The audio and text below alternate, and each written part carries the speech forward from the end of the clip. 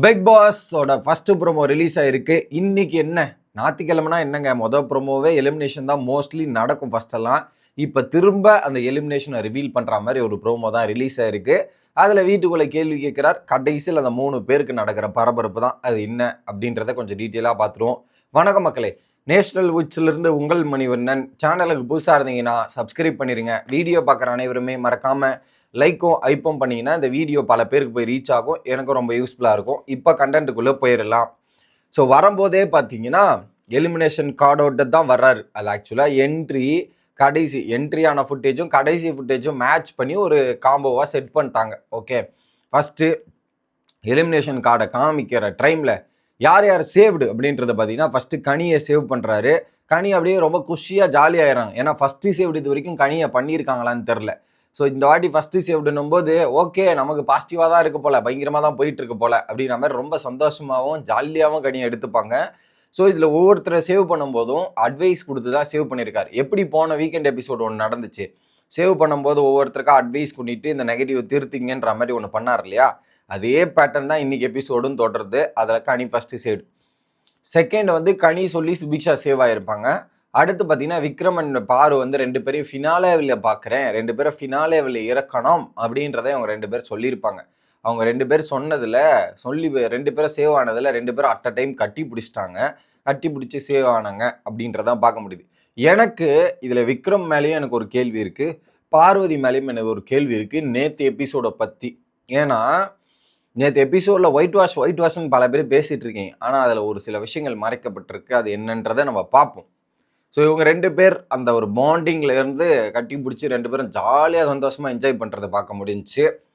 அடுத்ததாக கமருதீன், 4வதாக கமருதீன் சேவ் பண்ணப்படுறாரு.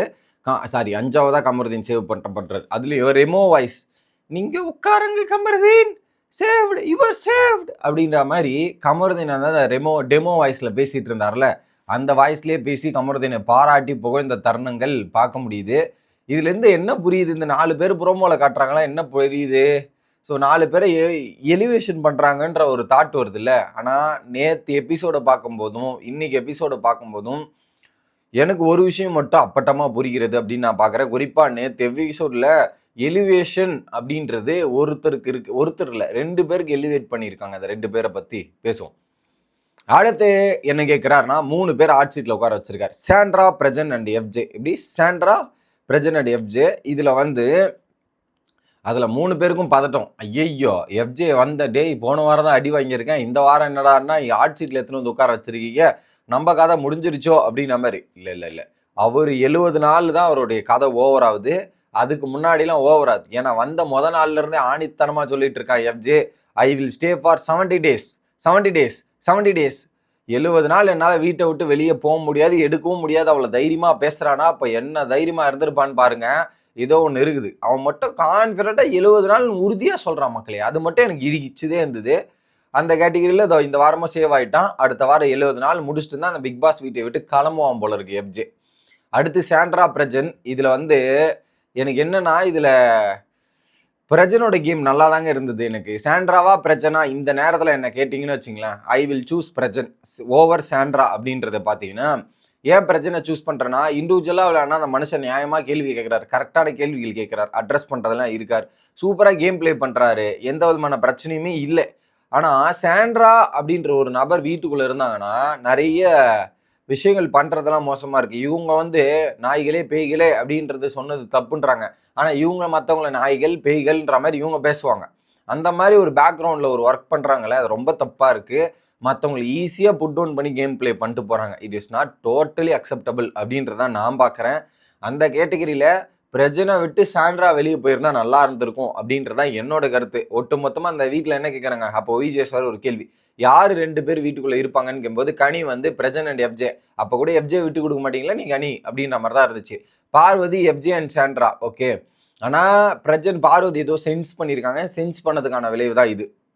அடுத்து வியானா வந்து பார்த்தீங்கன்னா பிரஜன் அண்ட் சாண்ட்ரா. ஏன்னா எஃப்ஜேவை பிடிக்காது, எஃப்ஜேவால் தான் கேமு காலிமாயிடுச்சுன்னு அவங்களுக்கு தெரியும். ஏன் அது அப்படி தெரியும்னா ஆதிரி செஞ்சுருப்பாங்க, அதனால் இங்கே நடக்குது. அதுக்கப்புறம் பிரஜன் எவிக்ட் ஆனதுக்கப்புறம் அந்த ஸ்டேஜில் நிறைய சம்பவங்கள் நடக்குது. அது ஒரு தனி வீடியோவாக நம்ம போடுவோம். அந்த ஸ்டேஜோட பர்ஃபார்மன்ஸை மட்டும் தனியாக போடுவோம்.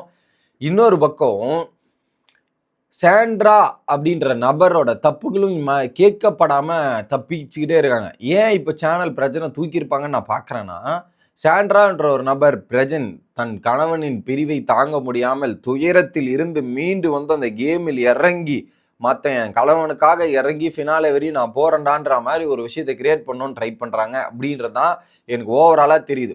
எவிக்ட் ஆயிட்டு எவிக்ட் பண்ணிட்டீங்களாடா, நான் ஒரு ஃபயரோட ரிவெஞ்ச் எடுக்கிறேன்றான்ற மாதிரி ஒரு சம்பவம் தான். பிரச்சனை இல்லாமல் அவங்க எப்படி கேமில் தாங்குறாங்கன்றதே எனக்கு பெரிய விஷயமா இருக்க போகுது. ஸோ அடுத்த வீடியோவில் வந்து சந்திக்கிறேன். Bye S.